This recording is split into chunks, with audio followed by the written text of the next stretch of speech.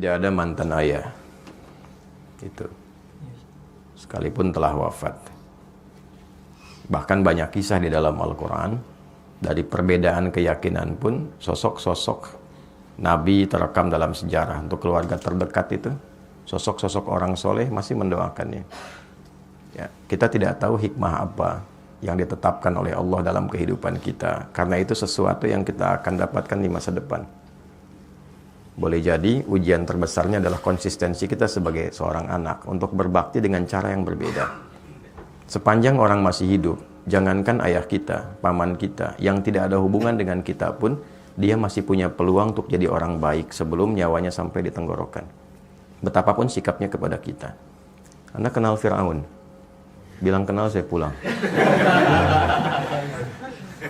Fir'aun itu Fir'aunnya, catat kalimat ini. Fir'aun itu Fir'aunnya tetap diberikan haknya oleh Allah sebelum nyawanya sampai di kerongkongan untuk mendapatkan hidayah berubah jadi orang baik.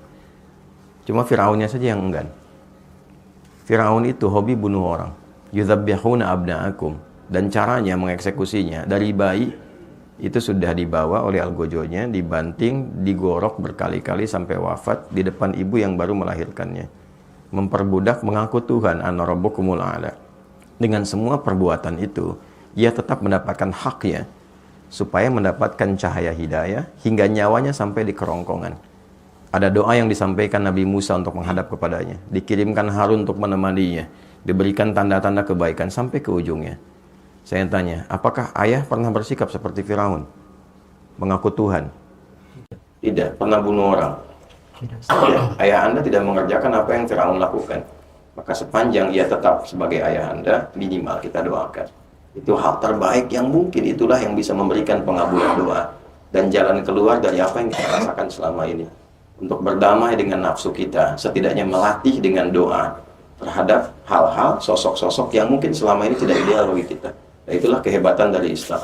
Ketika mampu mengolah nafsu untuk bahkan mendoakan kepada orang yang menyakiti kita. Hadisnya jelas.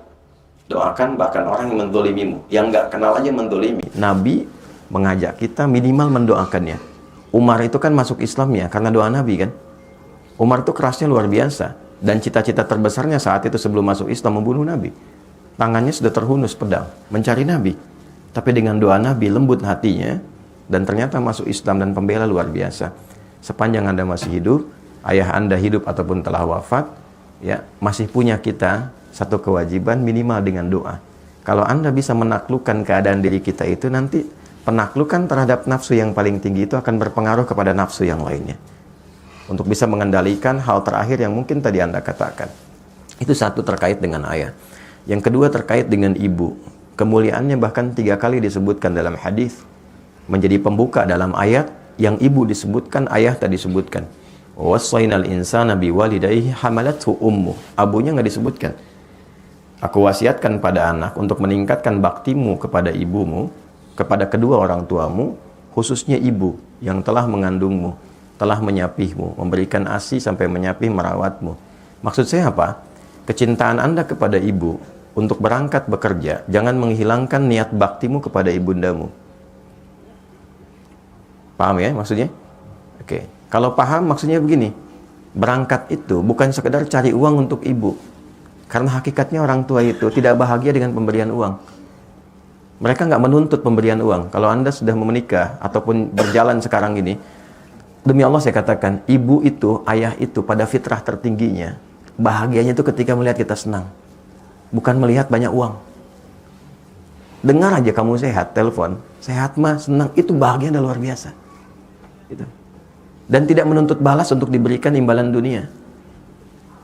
Dan lebih berbahagia ketika engkau mampu mengatakan kalimat yang baik, berbakti yang baik, mengenal engkau jadi orang baik, membawa nilai-nilai kebaikan. Maksudnya apa? Ketika berangkat ke sini Anda lakukan karena ibu, bukan hanya mencari uang materi yang Anda bisa lihat dengan kebahagiaan materi, tapi jaga amanat-amanat ibu yang baik di situ. Jadi anak yang baik, jaga amanatnya, jaga perilakunya, dan niatkan kepada Allah untuk membahagiakan ibu. Itulah yang saya lakukan sejak saya belajar. Mencari cahaya untuk kesendirian ayah di alam kuburnya, mencari kebaikan yang bisa membahagiakan ibu selama hidupnya. Dan itu yang diberikan oleh Allah pada kami saat ini. Jadi kalau Anda lihat saya seperti sekarang, Itu karena cinta saya kepada ibu, sayang saya kepada ayah. Saya bisa menghafal Quran itu, memegang mushaf yang ditinggalkan ayah, menghadap ke kiblat dan berdoa. Ya Allah, saya nggak bisa berbuat baik dalam kehidupan ayah yang hadir di samping saya. Karena dia telah tiada. Berikan saya kesempatan menerangi cahaya di alam kubur dari setiap huruf Al-Quran yang saya bacakan ini. Sampai sekarang saya jaga. Ya Allah, mohon berikan kesempatan membahagiakan ibu. Dari niat saya belajar yang menghasilkan sesuatu untuk menggembirakan ibunda saya. Jadi saya belajar itu karena ibu, karena ayah. Tapi cara kita belajar karena ibu, maka kita menjaga sikap. Maka ketika lahir dorongan untuk hasrat yang tidak bagus itu klaster ketiga, maka coba gambarkan, kalau ibu saya tahu saya begini, kira-kira saya nyaman atau tidak? Ibu senang atau tidak? Maka berdamailah dengan klaster pertama, itu akan membantu Anda untuk mengendalikan pada masalah yang ketiga. Bawalah amanat ibu pada bagian kedua, maka itu menjaga Anda cara bekerja dengan cara yang baik, dan bisa mengondisikan hasrat Anda dengan cara yang baik. Dan yang ketiga, sebelum sampai kepada bab nikah, sebetulnya ada bab siam, ada bab puasa. Ya ma'syaras syabab, man istata'a minkumul ba'ata falyatazawwaj, fa in lam yastati' fa 'alaihi bis-siyam. Duhai para pemuda, para pemudi, jika tiba muncul puncak hasratmu secara biologis yang tidak mudah mengendalikannya, Nabi sudah antisipasi itu 15 abad lalu. Maka berusahalah untuk menikah. Kalaupun belum ada kemampuan untuk itu, bukan hanya kemampuan material, ya, kemampuan emosional, kemampuan memanage waktu dan seterusnya, maka fa'alaihi bisyam, paksakan dirimu untuk melatih puasa. Puasa. Ya, puasa itu paling efektif. Puasa itu meningkatkan taat, mencegah maksiat. Ketika Anda melakukan tindakan itu untuk memuaskan hasrat, tapi ketika sedang puasa, itu Anda tahan. Minimal takut batal puasanya. Nah, terus melatih itu sampai kemudian ada pengendalian yang terbiasa walaupun tanpa puasa. Lakukan itu di awal dulu demikian. Puasa, puasa, puasa. Sebulan penuh puasa. Untuk Ramadan kan? Nah, waktu Ramadan kan tidak dikerjakan. Kenapa? Saat puasa kan? Nah, maka bawa itu dalam kondisi sekarang ini. Walaupun tidak Ramadan. Senin dulu, Kamis dulu, latihan. Dengan 2 tadi tambahkan. 1 klaster pertama berdamai dengan masalah awal Anda. Yang terakhir bawa niat-niat yang baik untuk ibu Anda. Kemudian berlatih puasa. Sampai punya kematangan itu. Sampai menemukan jodoh yang terbaik.